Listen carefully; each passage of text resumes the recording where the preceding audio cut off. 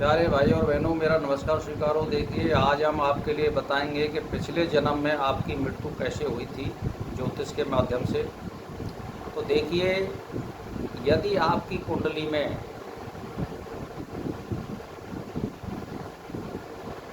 3 या 4 ग्रह नीच के हों और वो 6वें, 8वें, 12वें भाव में हों, तो इसका मतलब होता है कि आत्महत्या हुई है। आत्महत्या का मतलब है स्वयं आदमी ने कोशिश की है, जैसे जहर खा लेना, कुएं में गिर जाना या फांसी लगा लेना, या जैसे अपने आप रेल के आगे कट जाना।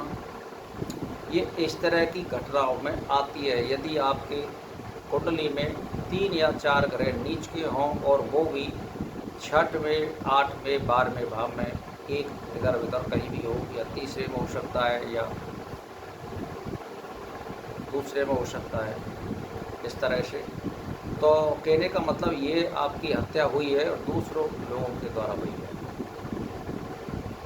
तो अब वो जो है प्रकट क्यों कर रही जा रही है कि भाई आपका जो कर्म जो था, ये अपनी आत्मा के प्रति घोर पाप था, वो इस जन्म में आपको भुगतना पड़ेगा।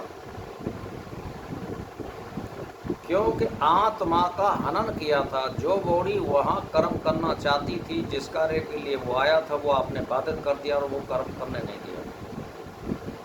बुद्धि का आपने इस्तेमाल नहीं किया, तो वो इस जन्म में 3 या 4 ग्रह नीच के आएंगे। इस तरह का मामला होता है। और वो इसका मतलब ये आपकी बुद्धि विवेक से काम नहीं लिया और आचरण आपके सही नहीं थी, इस प्रकार से आता है। अब एक आता है योग, दूसरा और है इसमें, जैसे राहु आपके 7वें भाव में हो, चाहे वो लगन किसी भी हो, राशि कोई भी हो, लेकिन 7वां भाव होना चाहिए जन्म लगन से। उसमें यदि राहु बैठा हुआ है तो इसका मतलब यह है कि आपकी हत्या की गई है। या तो आपको किसी शस्त्र के द्वारा मार दिया गया है, या आपको गोली के द्वारा मार दिया गया है, या आपको गुप्त रूप से जहर दे दिया गया है, या मतलब कहने का यह किसी भी प्रकार से आपकी मृत्यु भई हो, लेकिन आपके द्वारा मृत्यु वो नहीं भई है, दूसरे लोगों के द्वारा आपकी हत्या हुई है। ये इस प्रकार का योग है यदि 7वें भाव में राहु हो तो कहने का मतलब ये है। अब इससे हम ये शिक्षा ले सकते हैं कि देखिए, हमारा जन्म मनुष्य रूप में हुआ है और आपको ये पता है कि यहाँ पर जो आदमी जन्म लेता है वो अपने कर्म के आधार पर लेता है। अच्छा परिवार, अच्छी माता पिता, सुख और सुविधाएं आपको कर्म के आधार पर देगा, वो आपके बस की नहीं है। परमात्मा जहाँ जन्म देगा वहाँ आपको जाना पड़ेगा। अब पृथ्वी पर जब आप वयस्क हो जाते हो, पढ़ाई लिखाई चालू कर जाते हो, तो अब आपके हाथ है कि हमें किस प्रकार का कर्म करना चाहिए।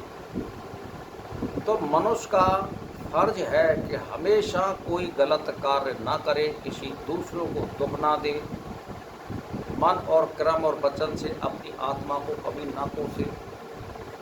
जिस आत्मा को जिस कर्म के लिए भेजा है वो आत्मा यहाँ पर वही कर्म करती है। लेकिन एक बात ध्यान देने की है, मान के चलिए आपके पूर्व जन्म के संस्कार गलत हैं और गलत कार्य के लिए वो प्रेरणा दे रहे हैं, तो हमें नहीं करना चाहिए, हमें सुधार करना चाहिए।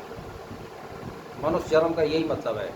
भाई पशु योनि में तो बुद्धि नहीं है, त्रैक योनि में बुद्धि नहीं है, पक्षी आदि में बुद्धि नहीं है, कीड़े पतंगे आदि में बुद्धि नहीं है, लेकिन मनुष्य में सोचने समझने की बुद्धि दी है परमात्मा ने कि हम इस जीवन को किस प्रकार बना सकते हैं। लाभ और हानि परमात्मा के अधीन है, वो देगा नहीं देगा, हम केवल कर्म करने में स्वतंत्र हैं। तो हम जब कर्म करने में स्वतंत्र है तो हम शुभ कर्म करें। अब शुभ कर्म में क्या आता है कि भाई मान के चलिए आप टीचर हो, गवर्नमेंट आपके लिए पैसा दे रही है और गवर्नमेंट का मतलब है सबका धन, और वो आपको पढ़ाने के लिए पैसा दे रही, तो आप अपना फर्ज पूरा निभाइए, सही ड्यूटी दीजिए और सही शिक्षा दीजिए, आप फालतू मत बैठिए।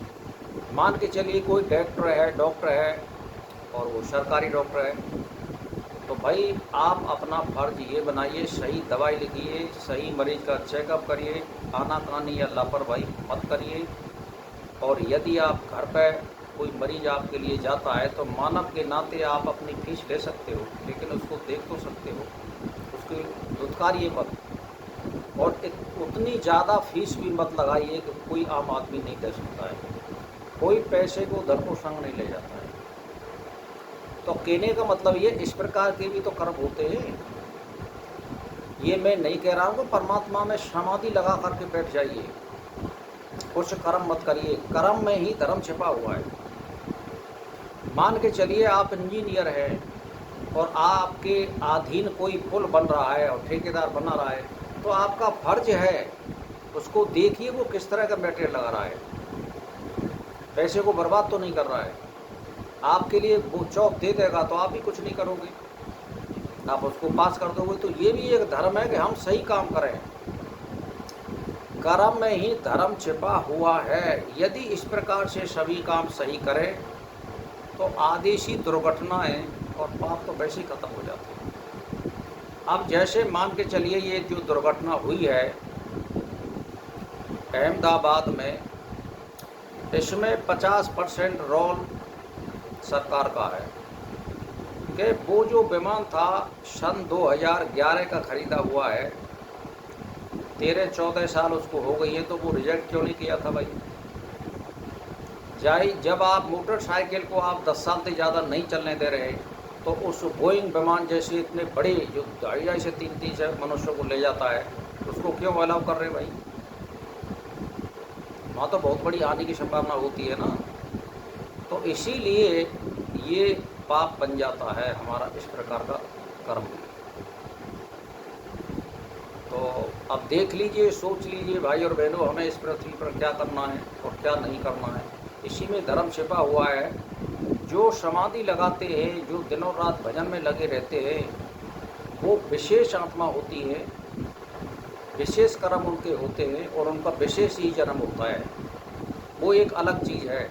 लेकिन सामान्य तौर पर हमारे कर्म में ही धर्म छिपा हुआ है। हम सही कर्म करें तो हमें भगवान के भजन की और समाधि लगाने की ज़रूरत नहीं है।